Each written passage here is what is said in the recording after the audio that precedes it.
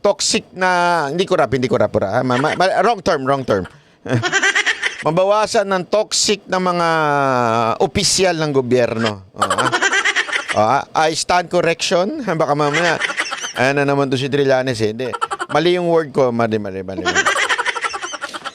So, sana para mabawasan na yung mga toxic na mga politiko, huwag ka na lang magtumakbo, mag-retire ka na lang. Tulog ka na lang sa bahay. Anyway, marami ka naman na naipon. Sigurado ko dahil naging senador ka na. Pahinga ka na lang. Alam mo, Trillanes, nobody wants to hear your opinion. That's the truth. Oh, maano ka na, magising ka na. Magising ka na sa katotohanan. Tanggapin na. Tanggap na pag may time. Tanggapin mo na nobody wants to hear your opinion. Nobody needs your service in the government. Sige na. Mag-retire ka na.